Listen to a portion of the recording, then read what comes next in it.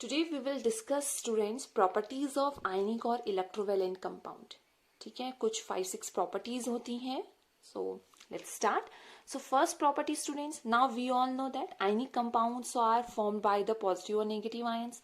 तो हम उसको first property में बोल सकते हैं. हम क्या बोल सकते हैं? They consists of ions, that is positive and negative ions. First property हम बोल सकते हैं आयनिक कंपाउंड्स की कि they consist of ions. Ions कौन होते हैं? पॉजिटिव और नेगेटिव आयंस होते हैं, तो ये उससे मिलके बने होते हैं. ठीक है, अब स्टूडेंट्स जो आयनिक कंपाउंड्स होते हैं they are solid. Why? Because of a strong electrostatic force of attraction between their molecules. क्योंकि उनके बीच में क्या होता है? बहुत ज्यादा strong जो अट्रैक्शन होता है इलेक्ट्रोस्टैटिक, वो फोर्स प्रेजेंट होता है. तो इसलिए मोस्ट ऑफ ऑल जो आयनिक कंपाउंड्स होते हैं they exist in solid states. तो सेकेंड हम क्या बोल सकते हैं आपका? Ionic compounds are solids. Why? Because of a strong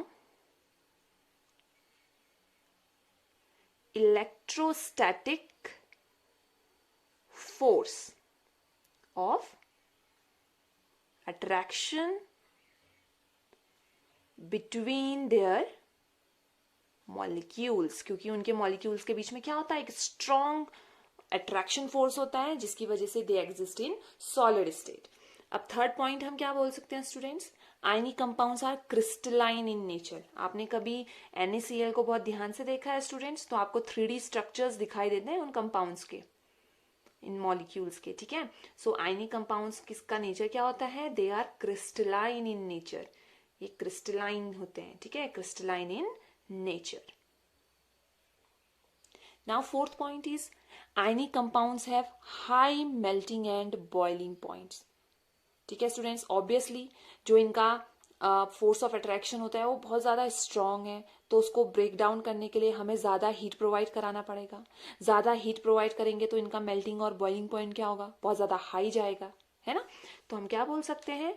ionic compounds have high melting and boiling points. ठीक है, तो जो आयनिक कंपाउंड्स का मेल्टिंग और बॉइलिंग पॉइंट होता है बहुत हाई होता है. रीजन क्या है? कि सॉलिड नेचर के हैं, उनके बीच में बहुत strong electrostatic force of attraction है. उसको ब्रेक डाउन करने के लिए हमें बहुत ज्यादा हाई एनर्जी प्रोवाइड करानी पड़ेगी. ठीक है, फिफ्थ पॉइंट हम बोलते हैं कि ionic compound are soluble in polar solvent. किसमें होंगे ये सॉल्यूबल? सॉल्यूबल मींस पता है ना आपको? Dissolve. Ionic compounds are soluble in polar solvent. Polar solvent means जैसे H2O. ठीक है, जिनमें आप बोल सकते हो आपका H+OH नेगेटिव इस तरीके से जो डिवाइड हो सकते हैं आयंस में. ठीक है, तो उनमें ये क्या हो जाएंगे? आयनिक कंपाउंड्स इजीली डिसॉल्व हो जाएंगे. एंड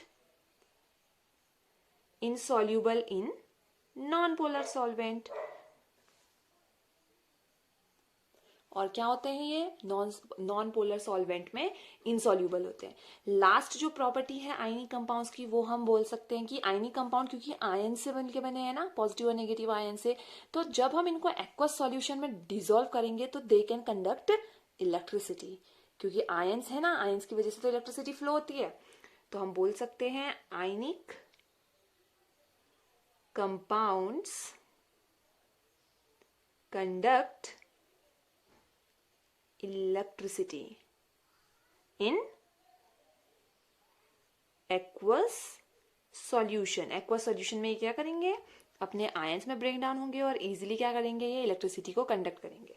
जैसे NaCl है, NaCl को हमने वाटर में डिसॉल्व किया तो इसका ब्रेक डाउन हुआ Na+ और Cl नेगेटिव में, तो ये इजीली क्या कर पाएंगे? अब इलेक्ट्रिसिटी को कंडक्ट कर पाएंगे. तो ये थी हमारी प्रॉपर्टीज ऑफ आयनिक और इलेक्ट्रोवेलेंट कंपाउंड्स की प्रॉपर्टीज.